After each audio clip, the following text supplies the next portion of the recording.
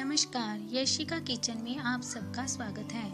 आज हम बनाएंगे कद्दू के मलाई वाले कोफ्ते। कद्दू के कोफ्ते बनाने के लिए हमें जो सामान चाहिए वो है कद्दूकस किया हुआ कद्दू, बेसन, गरम मसाला, अमचूर, बारीक कटी हुई हरी मिर्च, प्याज और टमाटर का मसाला पिसा हुआ, मैश किया हुआ लहसुन और हमें चाहिए मिर्च मसाला। सबसे पहले हम गैस पे कढ़ाई में गरम तेल रखेंगे। तेल को एकदम से गरम कर लें।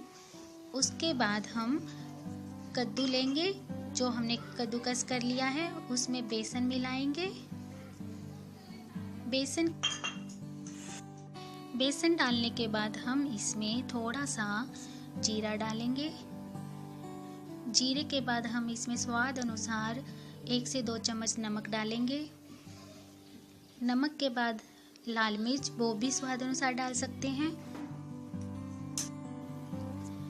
लाल मिर्च के बाद इसमें हल्दी डालें थोड़ी मात्रा में।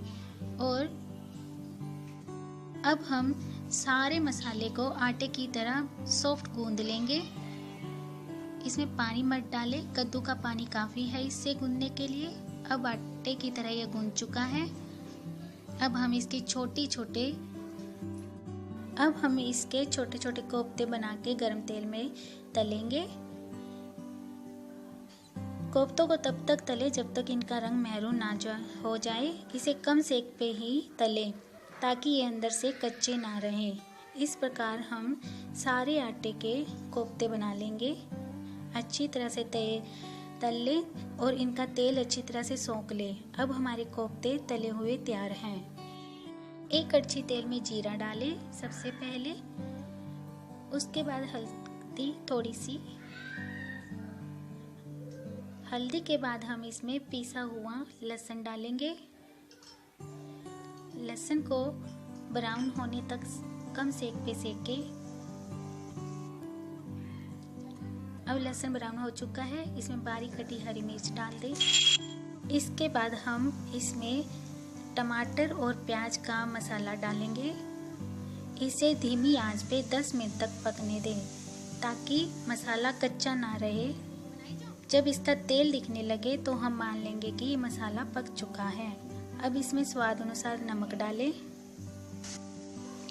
10 मिनट तक मसाला पकने दें। और अब इसके बाद हम इसमें मलाई डालेंगे 1 कटोरी। मलाई को अच्छी तरह से तेज आंच करके फेंट ले। मलाई फेंटने लगी है, देखिए इसका तेल निकल रहा है। अब इसमें लाल मिर्च डालें 2 चम्मच। यही फेंटने के बाद लाल मिर्च डालें 1 से 2 चम्मच। पिसा हुआ धनिया भी 1 से 2 चम्मच डाल दें। अब सारे मसाले को मिक्स कर दें। आंच को धीमा रखें।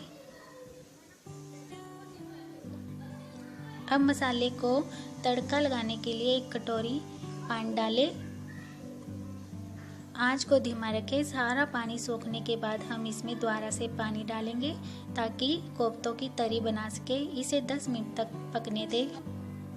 10 मिनट मसाले के पकने के बाद हम इसमें तले हुए कोफ्ते डाल देंगे। सारे कोफ्ते थोड़े थोड़े करके इसमें डाल दें। इन्हें 10 मिनट पकने दें। अब इसमें बारीक कटा हुआ धनिया डाल दें। धनिया के बाद इसमें हम थोड़ा सा गरम मसाला डालेंगे। आंच को तेज करके इसे 10 मिनट तक पकने दें। अब हमारे कोफ्ते तैयार हैं।